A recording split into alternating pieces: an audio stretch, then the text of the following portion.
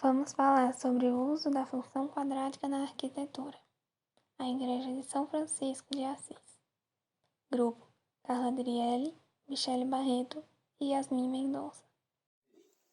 A função quadrática tem no gráfico uma parábola que pode ser de dois formatos. Quando A é positivo, ou seja, A maior que zero, onde é voltada a concavidade para cima, e quando A é negativo, ou seja, A menor que zero, e sua concavidade é para baixo.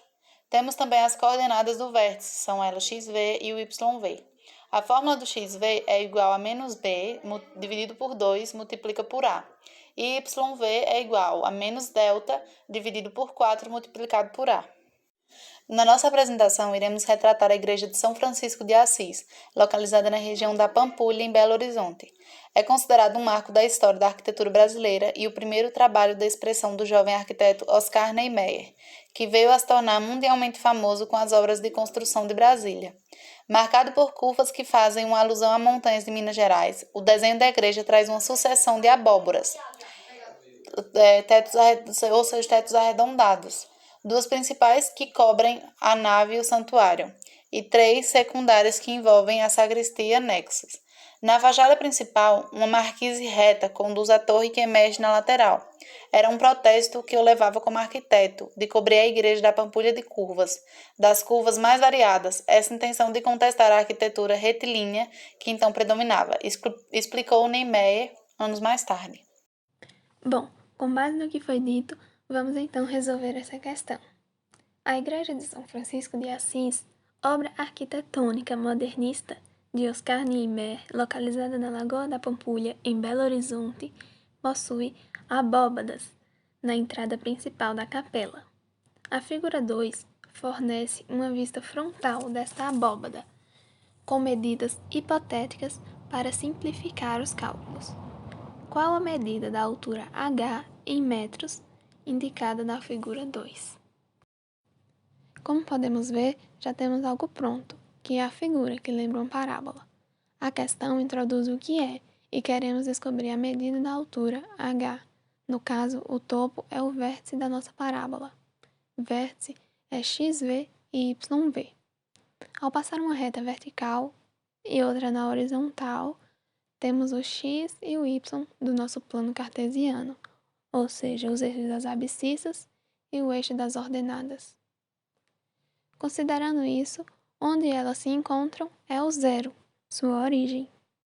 Como podemos ver, a parábola toca o eixo x duas vezes.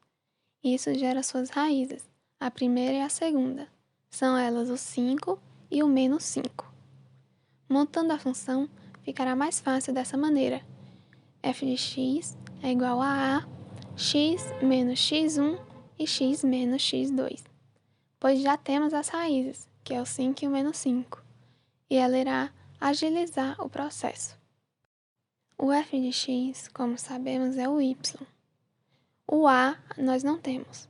Logo temos x menos a primeira raiz, que é a 5, e na outra vai ficar x mais 5.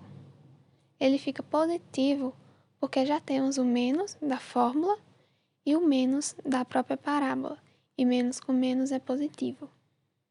Agora, se organizarmos melhor a equação acima, iremos encontrar y é igual a vezes x elevado a 2 menos 25. Assim, realizamos a distributiva da conta acima. Depois, para podermos achar o valor de a, é necessário substituir um ponto em sua função. Este ponto será y e x. Y iremos substituir por 4 metros e x por 3 metros. Essas medidas estão no exemplo da questão. Aplicando, teremos 3 igual a vezes 4 elevado a 2 menos 25. 3 igual a vezes 16 menos 25. Subtraindo, teremos 3 igual a vezes menos 9. Multiplicando os dois valores, que é a da letra A com menos 9, e passando a letra para o outro lado, vai ficar menos 9a igual a 3. Dividindo os dois resultados, vai ficar a igual a 3 por 9 negativo. E simplificando, teremos menos 1/3.